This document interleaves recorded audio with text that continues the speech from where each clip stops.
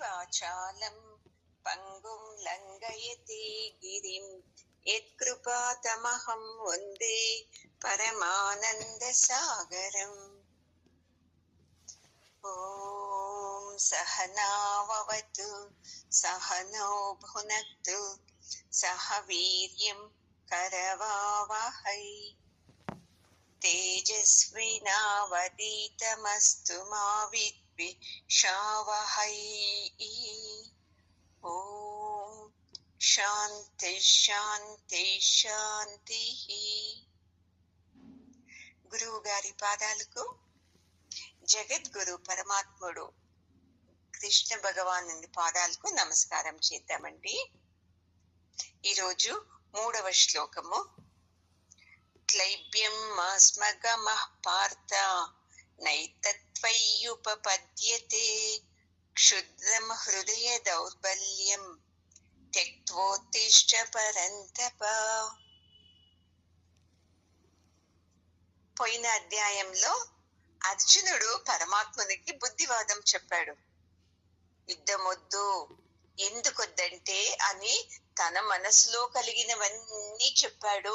పరమాత్ముడు ఒక్క మాట కూడా మాట్లాడలేదు. అర్జునుడు ఏం చెప్పాడో దాన్నంతా అంటూనే విన్నాడు. అన్ని చెప్పిన తర్వాత ఇక నా వల్ల కాదు, నేను యుద్ధం చేయను అని దుఃఖించేటప్పుడు ఇంకా ఇప్పుడు ఈ 2వ అధ్యాయంలో పరమాత్ముడు షురువు చేస్తాడు. ఎప్పుడు అంతే చూడండి, ఒకరు కోపంతో మాట్లాడేటప్పుడు, ద్వేషంతో మాట్లాడేటప్పుడు మధ్యలోనే మనం మాట్లాడుతున్నామంటే అది మాటకి మాట పెరిగి ఏం మాట్లాడాలో తెలియకోకుండా అయిపోతుంది.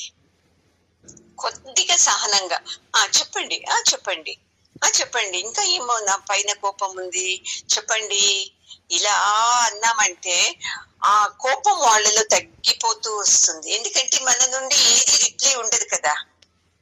మన నుండి రిప్లై ఉన్నప్పుడే ఆ ఎదుటి వ్యక్తికు మాట, కోపము, రోషము, ద్వేషం అన్నీ కలిగేస్తుంది. వాళ్ళు ఏం మాట్లాడేటప్పుడు మనం సైలెంట్ గా ఉన్నామంటే వాళ్ళు తగ్గిపోతారు. ఇది చాలా విలువైన విషయం చూడండి, తెలుసుకోవాలి మీరందరూ. అలాగే పరమాత్ముడు, అర్జునుడు అన్ని శ్లోకాల్లో పరమాత్మనికి ఏమేమి అన్నానో విని ఇప్పుడు షురువు చేస్తున్నాడు. ఎందుకు ఇలాను ఇక్కడ పార్థ అన్నాడు చూడండి. పార్థ అంటే కుంతీదేవి మొదటి పేరు పృథి అని. పృథి కొడుకు పార్థ. చూడండి, మళ్ళీ పరంతప అన్నాడు. పరంతప అంటే ఇంకొకరిని భయపెట్టించేవాడివి నీవు. అలాంటి వాడివి నీవు చూస్తే ఇప్పుడు ఇలా ఏడుస్తున్నావే, ఇది ఏమన్నా నీకు తగినటువంటిదా? నీవు చూస్తే క్షత్రియ రాజు, 3 లోకాలకు వీరాది వీరుడు. అలాంటి వాడు నీవు ఇలా ఏడుస్తున్నావంటే ఇది నీకి తగినటువంటిదే? కొద్దిగా యోచించు. ఎందుకు నీ హృదయంతో ఇలా యోచిస్తూ ఉన్నావు, ఏడుస్తున్నావు, దుఃఖిస్తున్నావు? ఇది తప్పు కదా పరంతప. చూడండి ఎంత బాగా పార్థ అన్నాడు, పరంతప అంటాడు. మనము వాళ్ళని తిట్టే దాంట్లోనే మన మాటలన్నీ ఉంటాది, కానీ వాళ్ళని తప్పు తిద్దేలాగానూ ఉండాలి. వాళ్లకు మన మీద కోపం రాకుండాను చూసుకోవాలి. చూడండి, అదే పరమాత్ముడు అర్జున విషయంలో చూపిస్తూ ఉన్నాడు. మొదట ఏమన్నాడు? పార్థ అన్నాడు. ఎందుకంటే పార్థ అంటే పృథి, మీ అమ్మ పార్థ పృథి. అలాంటి ఆమె కొడుకు అయిన నీవు ఇలా దుఃఖించొచ్చా? మీకు చిన్నప్పుడు ఉన్నప్పుడు మీ నాయన చనిపోతే మీ అమ్మని మిమ్మల్ని పెద్ద చేసింది, మిమ్మల్ని అందరినీ మంచి సంస్కారవంతం పెంచింది కదా. అలాంటి ఆమె కొడుకు నీవు ఇలా చేయటమా? చూడు, దెబ్బ పడింది అర్జునునికి. ఎందుకంటే ఎప్పుడైనా చూడండి, కొట్లాడుతా ఉంటారు. ఎవడన్నా కోపంతో మీ అమ్మ అలాంటిదా అని తక్షణం ఎంత కోపం వచ్చేస్తుంది కదా, మా అమ్మని అంటున్నావా అని. అందుకే ఇక్కడ పరమాత్ముడు ఏం చేశాడంటే, మీ అమ్మ ఎంత ధైర్యవంతురాలు కదా, నీవేమి ఆమెకు పుట్టిన కొడుకు నీవు ఇలా చేస్తున్నావే అని నైస్ గా ఒక దెబ్బ వేస్తాడు. అది విన్న వెంటనే అర్జునునికి షాక్ అయిపోతుంది. ఏమి ఇలా అంటున్నాడు పరమాత్ముడు ఒకే తూరి, ఇంతసేపు నేను చెప్పిందంతా విన్నాడు కదా. నేనేమనుకున్నాను, నా మాటలంతా విన్న తర్వాత సరే సరే ఇంక వెళదాము ఇంటికి అని యుద్ధరంగం నుండి పిలుచుకొని వెళతాడు అనుకుంటే, ఇప్పుడు చూస్తే నాకే బుద్ధివాదం చెప్తున్నాడు కదా అని ఆశ్చర్యం అవుతుంది. మళ్ళీ పరంతప, నీవు ఇలా దుఃఖించకూడదు, లే పైకు, ఎందుకు ఇలా కూర్చున్నావు అంటాడు. పరంతప మీకు చెప్పాను అనుకుంటా, కన్నడ భగవద్గీతలో చెప్పాను, ఏదో తెలీదు. పరంతప అంటే అందరినీ భయపెట్టించేవాడు, అందరికి ఏమంటారు దాన్ని, దుఃఖం కలిగించేవాడు, అందరికీ గాబరీ కలిగించేవాడు అర్జునుడు. ఎలాగంటే యుద్ధం చేస్తున్నప్పుడు అర్జునుడు డైరెక్ట్ గా శత్రువుని మీద బాణం కొడుతూ లేకుందంట. మొదట ఏం చేస్తా ఉందంట, ఆ రథానికి ఉండే పతాకం ఉంటది కదండి, ఆ పతాకాన్ని లేపేసేవాడంట తన బాణంతో. తర్వాత ఆ గుర్రాలు ఉంటుంది చూడండి, ఆ గుర్రాలకు బాణం వేసేవాడంట. ఎప్పుడైతే గుర్రాలకు బాణం తగులుతుందో అవి ఎలా వెళుతుంది, ఎలాగంటే అలా రథాన్ని ఈడ్చుకొని వెళ్ళిపోతుంది. అప్పటికే రథంలోని వ్యక్తి భయపడేస్తాడంట, అయ్యో ఇదేంటి నా రథం ఇలా వెళ్ళిపోతుంది అని. ఎప్పుడైతే మొదటగా తన రథం మీద ఉన్న పతాక వెళ్ళిపోతుందో అప్పుడే అతనికి చాలా దుఃఖం అవుతుందంట. అరే ఏంటి, నా రథం మీద పతాకంని తీసేశాడు కదా, మొదట నా మీద యుద్ధం చేయకుండా. అందరూ ఏమనుకుంటారు, ఓడిపోయినారేమో అనుకుంటారే నన్ను, ఇలా అనుకునేటప్పుడే ఆ రథంకి ఆ గుర్రాలకు దెబ్బ తగిలిస్తాడంట. మళ్ళీ ఇంకా ఆ ఎదుటి వ్యక్తి బాణాన్ని అర్జునుని మీద వదిలేటప్పటికే తన బాణంతో ఆ వ్యక్తి చేతి వేళ్ళని దెబ్బ తీసేవాడంట. ఎప్పుడైతే చేతి వేళ్ళు దెబ్బ అవుతుంది అప్పుడు వాళ్ళు బాణం వదలలేరు కదా, వాళ్ళు ఇంకా చాలా భయపడేస్తుందంట. అయ్యయ్యో నేను ఓడిపోతానేమో, లే అర్జునుడు నన్ను చంపేస్తాడో ఏమో, ఇలా పరితాపం చెందేవాళ్ళంట. అందుకే అతన్ని పరంతప అని సంబోధిస్తున్నాడు. ఈ శ్లోకంలో ఎందుకంటున్నాడంటే, శత్రువుల్ని నువ్వు పరితాపం గావించేవాడు, అలాంటి వాడు నీవే ఇలా పరితపిస్తున్నావే. చూడండి పరమాత్ముంది ఎంత నాలెడ్జ్ ఉంది చూడండి. ఇది తప్పు, ఇంత పెద్ద పేరు గడించావు కదా నువ్వు, లేచి నిలబడు, ఏమనుకుంటారు నిన్ను, ఓహో ఇంత పెద్ద సైన్యం చూసి భయపడి ఆడదానిలాగా పరిగెత్తు వెళ్ళిపోయాడు అనే అపకీర్తి నీకు రాకూడదు అర్జున. మీ అమ్మ ఎంత ధైర్యవంతురాలో, వాళ్ళ బిడ్డలు మీరెంత ధైర్యంగా యుద్ధం చేయాలి, అర్థం చేసుకో. ఇప్పుడు అందరూ ఏమంటున్నారు, అర్జునుడు 3 లోకాలను గెలిచిన వాడు, మగధీరుడు అంటున్నారు. ఇప్పుడు ఏమనుకుంటారు తెలుసా, వాళ్ళెవరూ నీ యుద్ధం చూడలేదు, అప్ప పొగుడుతూ ఉంది. ఇప్పుడు నువ్వు పరిగెత్తి వెళ్ళిపోయి చూశారంటే, అయ్యయ్యో ఈ అర్జునుడు 3 లోకాలని గెలిచింది లేదు, ఊరికి అలా పేరు తెచ్చుకున్నాడు. అలా గెలిచింటే ఈ యుద్ధంలో ఎందుకు పరిగెత్తుకు వెళ్తున్నవాడు, అబద్ధము అని నిన్నే ఆడిపోసుకుంటారు అర్జున. అందుకే ఏదే కష్టం రాని నేను దాన్ని గెలుస్తాను అని నమ్మకం ఉండాలి మనకు అంతే. చిన్న సమస్య వచ్చింది అనుకోండి, అర్జునిలాగే తొక్కిస్తూ కూర్చొనేది, ఏదేదో యోచించేది. తాను యోచించింది కాక ఇంట్లో వాళ్లకు తనదే బుద్ధిని నింపేది, ధైర్యం ఉండే వాళ్ళకు కూడా అధైర్యం కలిగించేది. చూడు, నా మాట విను, నాకు ఇలా అనిపిస్తుంది, నువ్వు ముందుకు వెళ్ళొద్దు, మంచిది కాదు. చూడండి, పిల్లలకి ప్రతి తల్లి ఇదే చెప్పేది, అలా వెళ్ళొద్దు, ఇలా వెళ్ళొద్దు, నిదానంగా వెళ్ళు, పరిగెత్తద్దు, పడిపోతావు. పాపం పడక ముందేనే నీవి అనేస్తావు పడిపోతావు అని. ప్రతి బిడ్డలకు తల్లి, తండ్రి, ఇంట్లో అవ్వ, తాత, పెద్దవాళ్ళు ఉంటారు కదండి, వాళ్ళ నుండి ఎప్పుడూ నెగటివ్ గా మాటలు వస్తూనే ఉంటది. మళ్ళీ వాళ్ళైందా, ఇంకా వయసు అయిన వాళ్లకు మళ్ళీ వాళ్ళ మనవాళ్ళ నుండి, వాళ్ళ కొడుకుల నుండి, వాళ్ళ కోడల నుండి, వాళ్లకు అలాగే కొడుకు నుండి, కూతురు నుండి వాళ్లకు అలాగే వస్తుంది. ఈ వయసులో నీకు ఇది కావాల్సిందా, ఊరికి ఇంట్లో కూర్చోకూడదా, నీకు నడిచే కాదు, నీకు శక్తి లేదు, ఇదే మాట అంటారు చూడండి. నీతో కాదు, ఏమో తామే బాగా చూసుకొని బాగా అన్ని చూపించేలాగా చెప్తారు. ఎవరో చూపించరు. ఏంది ఈ వయసులో నీకు కావాల్సిన, ఇంట్లో ఊరికే ఉండకూడదా, కూర్చోకూడదా, నీకు కాదు ఎందుకు నడవటము, ఎన్ని చెప్పేస్తారు చూడండి. ఇవన్నీ నెగటివ్ స్వభావాలు. ఎప్పుడు పరమాత్ముడు చెప్తున్నాడు చూడు, ఇలా మనము ఎదుటి వ్యక్తిని నిదానంగా పైకి లేపాలండి, ఉత్సాహం ఇస్తూ లేపాలి. నీతో అన్ని అవుతుంది, నువ్వు చేత కాని వాడి కాదు, నీలో అంత శక్తిను ఉంది అని పైకి లేపాలి.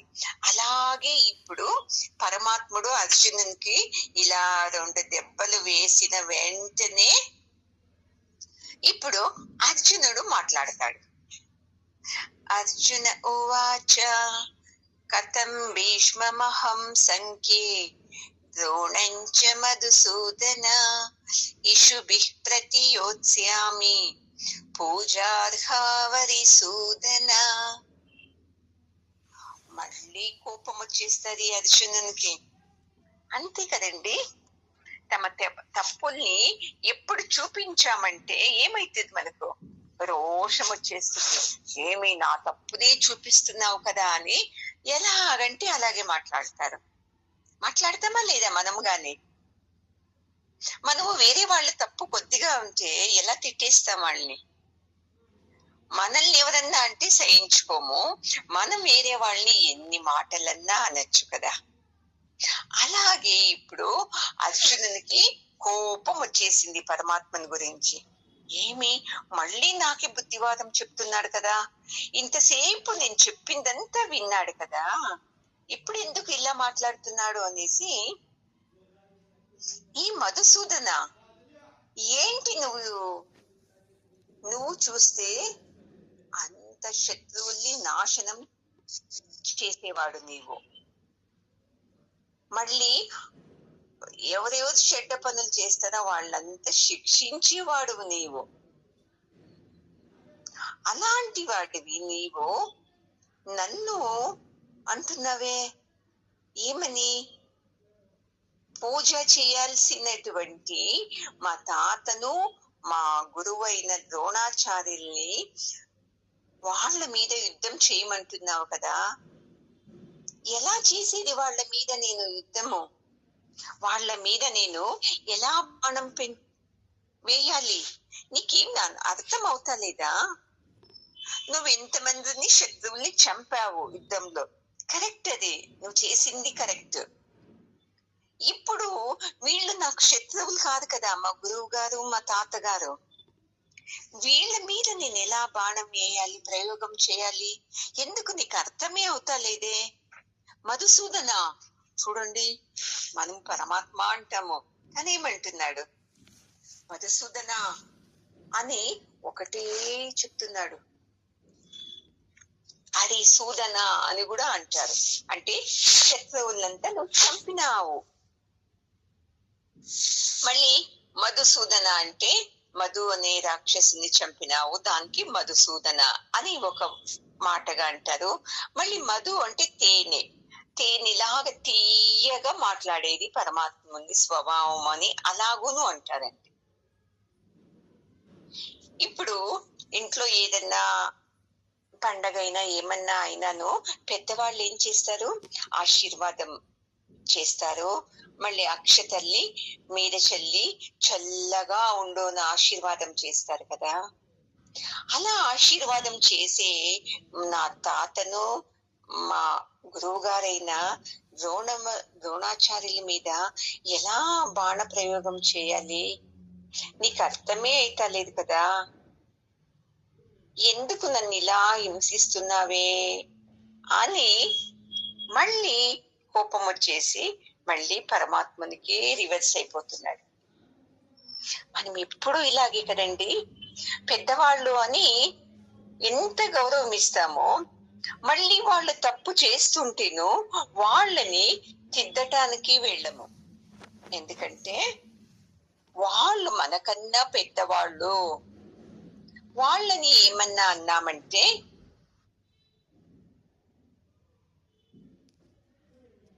అధర్మం అవుతుంది అని ఏం చేస్తాము, మనసులోనే దుఃఖించేది.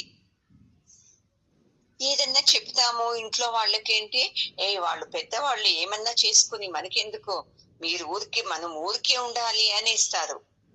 అట్లా ఇప్పుడు చూస్తున్నాను మనసులో మనకు ఈ అధర్మము ధర్మము ఇవే బాధిస్తుంటుంది. ఈ అధర్మము ఈ ధర్మము అనే చౌకట్టులోనే మనము జీవిస్తున్నాము. ఏమనుకుంటారో ఏమో, వాళ్లకు ఎదురు చెప్పితే వాళ్ళ తప్పులు తిద్దితే ఏమవుతుందో, ఇంట్లో వాళ్ళు ఏమంటారు, ఇంట్లో వాళ్ళే తిడతారు, ఏం పెద్దవాళ్ళకి ఎదురు చెప్తావా నువ్వు అని అంటారు కదా ఇంట్లోనూ. పెద్దవాళ్ళు కానీ చిన్నవాళ్ళు కానీ తప్పు చేసేటప్పుడు తిద్దాలి, ఇది పరమాత్మని ధర్మం అండి. మనకు తెలిసి ధర్మము పెద్దవాళ్ళు ఏం చేస్తానో మనము ఏం చేయకూడదు, వాళ్ళ నిందే కరెక్ట్ అని మనం అనుకుంటాము. అందుకే ఇది పరమాత్ముడు మనకు ఈ భగవద్గీతలో ఏది మాట్లాడాలి ఏది మాట్లాడకూడదు, ఎప్పుడు మాట్లాడాలి ఎప్పుడు మాట్లాడకూడదు అని మనకు సూచనలు ఇస్తున్నాడు చూడండి. ఈ మాట విన్న వెంటనే పరమాత్మనికి ఆశ్చర్యం అవుతుంది. వీడు ఇంకా ఇప్పుడు కూడా ధర్మము అధర్మము అని మాట్లాడుతున్నాడు కదా.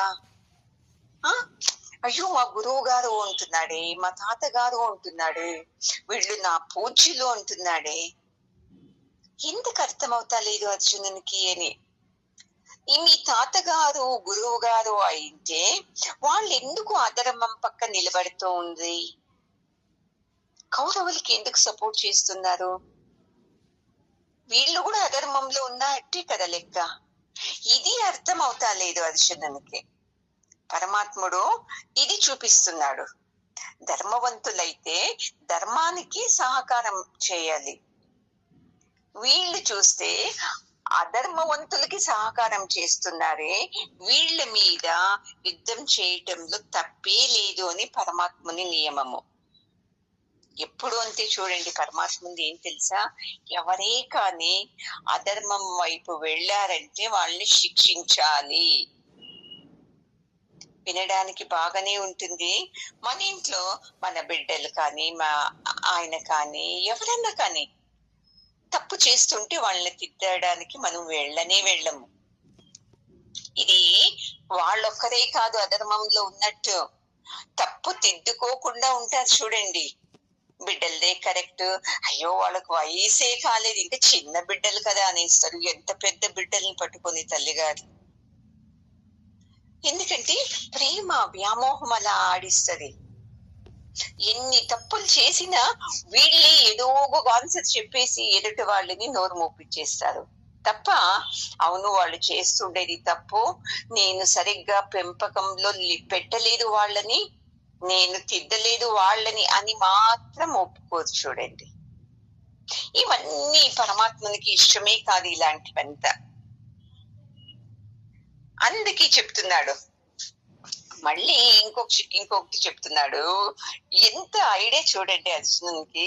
పోనీ పరమాత్మ, నువ్వు రాక్షసుల్ని చంపావు, నీ శత్రువుల్ని చంపారు, కరెక్ట్ కదా? ఒప్పుకుంటానప్ప. పోనీ నిన్ను పూజించి నీ భక్తుల్ని ఏమన్నా చంపావా నువ్వు? అమ్మో చూడండి. పోనీ నీ గురువుని ఏమన్నా నువ్వు చంపావా? చెప్పు నువ్వు ఒక మాట. మీ గురువు మీద ఏమన్నా యుద్ధానికి వెళ్ళావా నువ్వు? ఏమన్నా సాందీపని మహర్షి వాళ్ళ గురువు, కృష్ణుని గురువు, వాళ్ళ మీద ఏమన్నా యుద్ధం చేసావా? నిన్ను ప్రేమించి నిన్ను పూజించి నీ భక్తుల మీద ఏమన్నా యుద్ధం చేసావా? నీవెందుకు నన్ను చంపమంటున్నావు?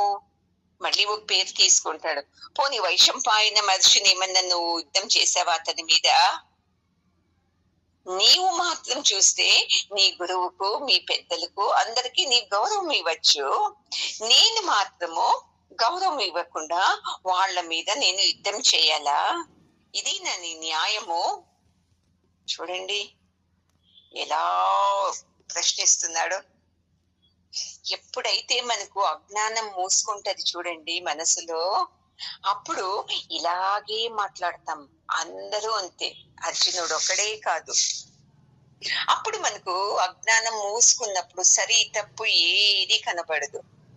ఎలాగంటే అలాగా మాట్లాడేస్తాం. జ్ఞానంతో ఉన్నప్పుడే ఇది తప్పు ఇది సరి అనే నిర్ణయం తీసుకుంటాము. ఇప్పుడు ఈ మాటకు పరమాత్మకి ఒక రకంగా అయింది. ఏంటి వీడు ఇలా మాట్లాడుతున్నాడే, మా గురువు గారిని ప్రశ్నిస్తున్నాడే. మా గురువు గారు సాందీపని మహర్షి ధర్మవంతుడు.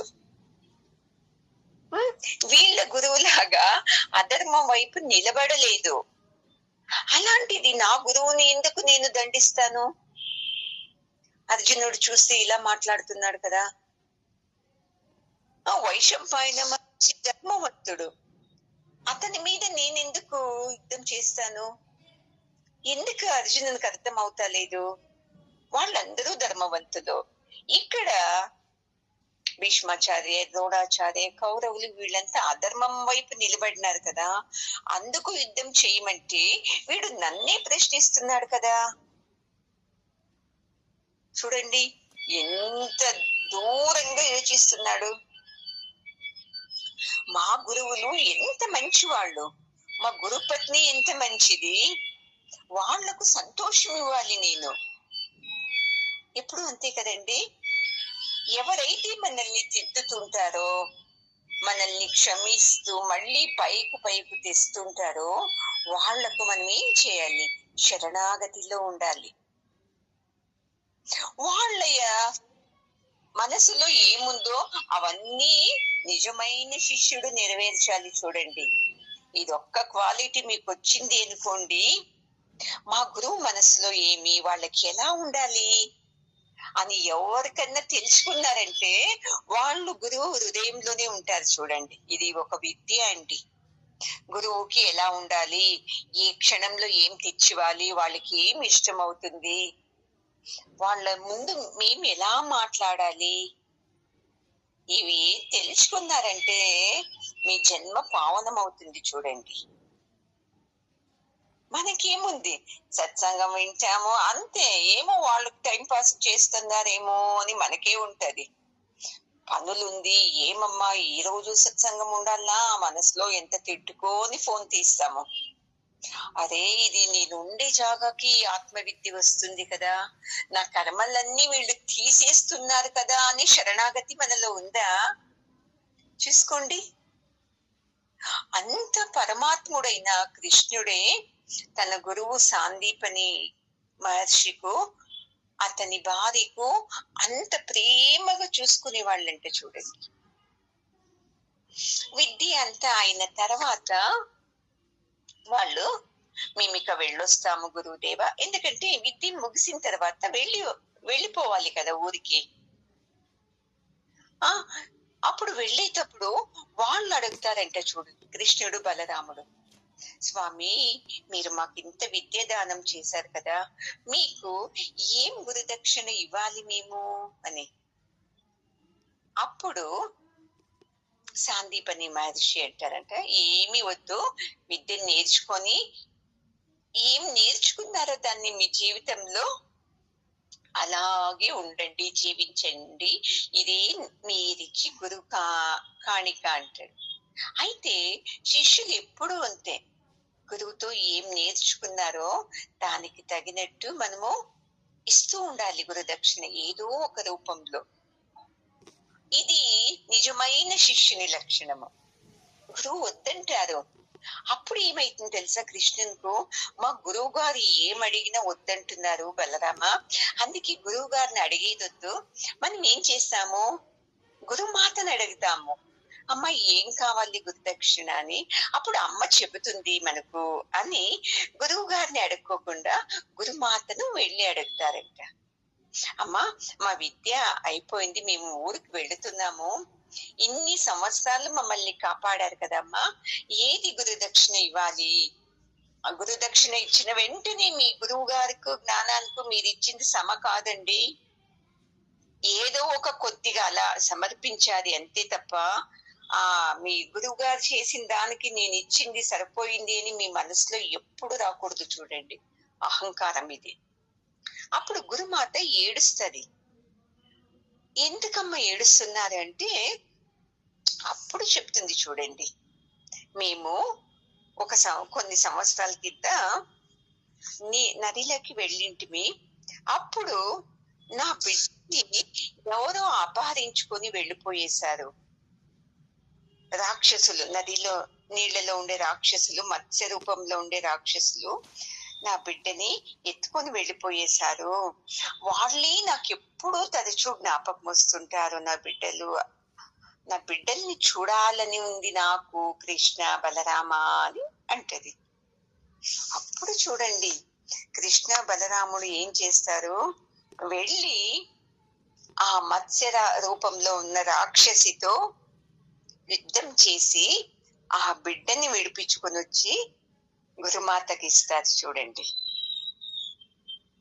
ఇది శిష్యుని లక్షణం. చూడండి, మనం ఏం చేస్తామో, ఏ గురువుకి ఏదో సమస్య వచ్చింది మనం పరిష్కారం చేద్దామా అని రానే రాదు మనకు. నాది చూసుకుంటే చాలు నాకు అని వచ్చేస్తుంది. ఎప్పుడు మనల్కి మంచి చేసే వాళ్లకు మనము ఏదన్నా ప్రత్యుపకారం చేయాలి, ఇది ధర్మం. చూడండి, అలాంటి ధర్మం పాటించాడు పరమాత్ముడు. మనము మనకెందుకు లేండి, నేను బాగుంటే చాలు అని మనం ఇలా వెళ్ళిపోయేస్తాము. దాన్ని ఇప్పుడు అర్జునుడు జ్ఞాపకం చేస్తున్నాడు.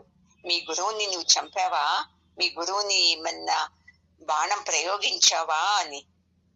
దానికి పరమాత్మనికి ఆశ్చర్యమయ్యి ఇవన్నీ జ్ఞాపకం చేసుకుంటా ఉంటాడు. ఇలాంటి వాళ్ళ మీద నేను యుద్ధం ప్రకటించాలి అని. ఇప్పుడు అర్జునుడు మళ్ళీ ఇంకొక మాట అంటాడు, గురూణ హత్వా హి మహానుభావాన్ శ్రేయో భోక్తుం భైక్ష్యమపీహ లోకే హత్వార్థ కామాంస్తు గురూనిహైవ భుంజీయ భోగాన్ రుధిర ప్రదిగ్ధాన్. ఇప్పుడు మళ్ళీ అర్జునునికి దుఃఖం వచ్చేస్తుంది. ఇప్పుడు అంటున్నాడు, చూడు కృష్ణ, నువ్వేమనుకుంటున్నావు నన్ను?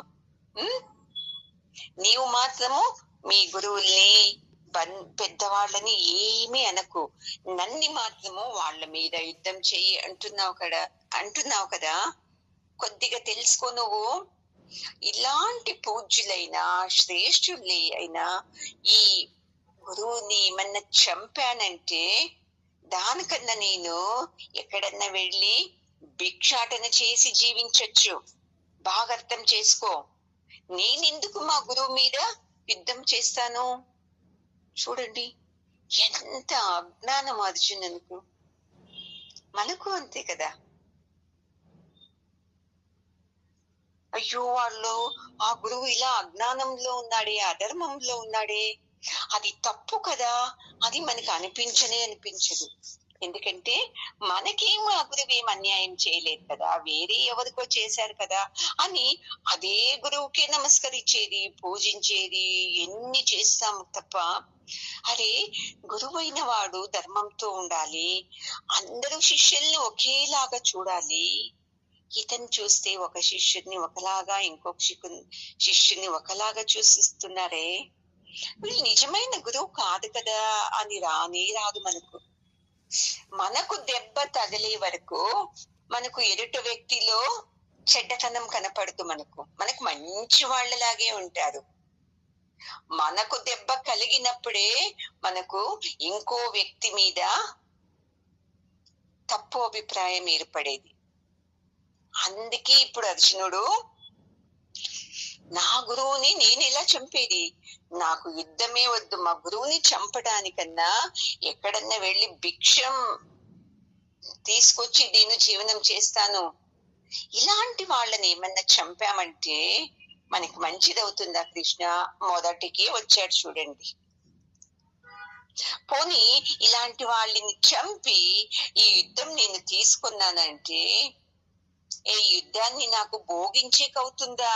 అది అర్థం చేసుకో. నువ్వు నేనే రాజునవుతాననుకో, అప్పుడు వాళ్ళ శాపాలు నాకు తగలదా?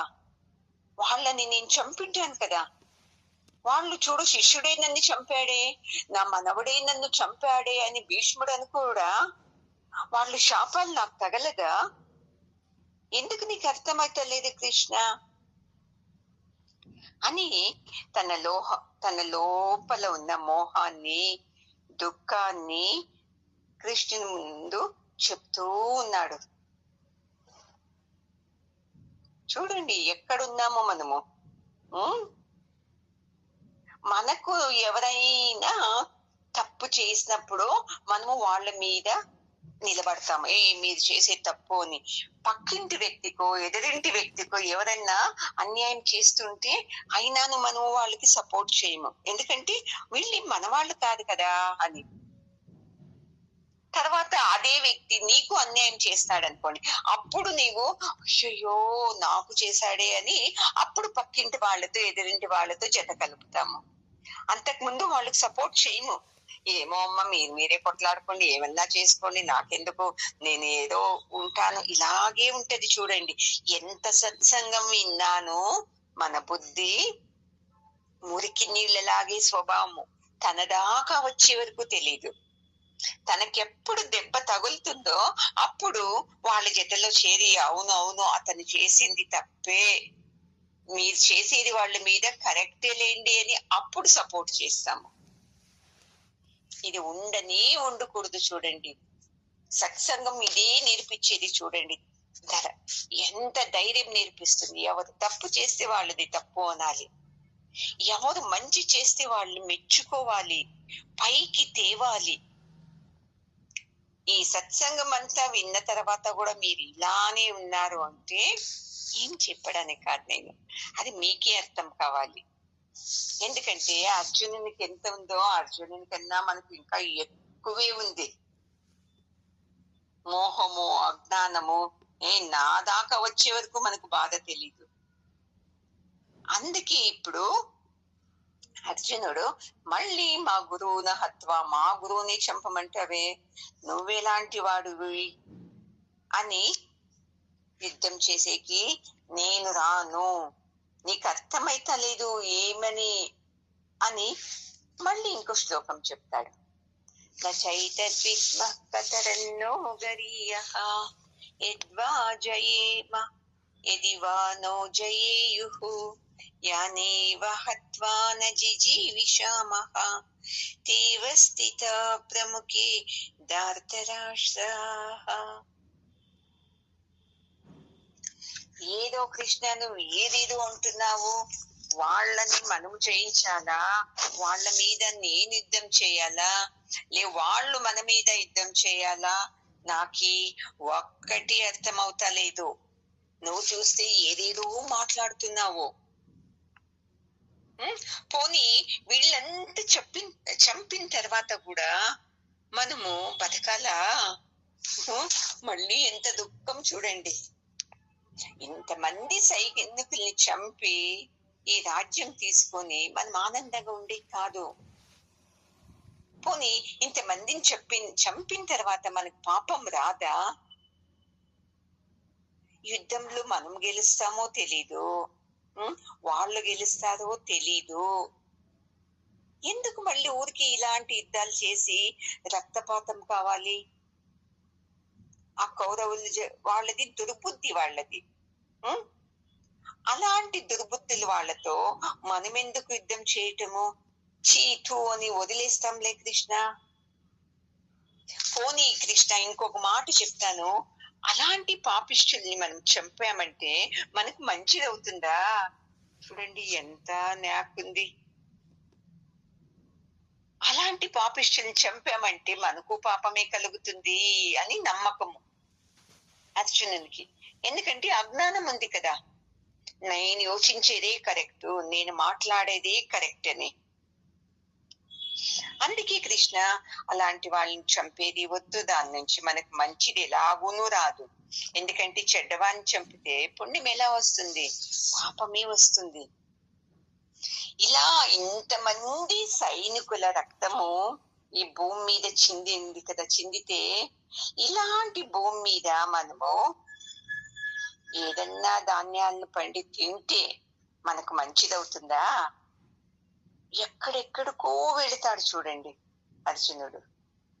అందుకే నేను చెప్తున్నాను, యుద్ధం చేయనంటే చేయను, తర్వాత నీ ఇష్టం కృష్ణ అని గట్టిగా చెప్పేసి కూర్చునేస్తాడు. ఇంతదాకా నువ్వు చెప్పింది విన్నాను, ఇప్పుడు మళ్ళీ నేను చెప్తా ఉంటే నువ్వు నన్ను మళ్ళీ ఎదురిస్తావే, ఏమి ఇలా అంటావు? ఏం మీ అమ్మకు పుట్టినోడు కాదా నువ్వు అంటావి కదా అన్నాడు కదా కృష్ణ. నువ్వు పృథే కొడుకు కదా, ఎందుకు ఇలా పరిస్తపిస్తున్నావు అని, ఇలా హెచ్చరిస్తావే నన్ను అని కోపం వచ్చేస్తుంది అర్జునునికి. ఎందుకంటే అజ్ఞానం ఉన్నప్పుడు కోపమే వచ్చేది, అదే జ్ఞానం ఉన్నప్పుడు అరే కరెక్ట్ కదా వీళ్ళు చెప్పేది, నేను చూసి ఇలా యోచిస్తున్నాను కదా అని ఇలా తెలుసుకుంటాడు.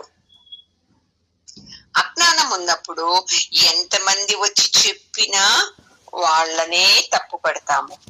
అలాగే ఇక్కడ అర్జునుడు కూడా కృష్ణుందే తప్పు, యుద్ధమంతా నాతో చేస్తున్నాడు అనే నిర్ణయం చాలా బలంగా ఉంది. నెక్స్ట్ శ్లోకంలో ఏం చెప్తాడో చూద్దామండి. ఓం పూర్ణమద పూర్ణమిదం పూర్ణాత్ పూర్ణముదచ్యతే పూర్ణస్య పూర్ణమాదాయ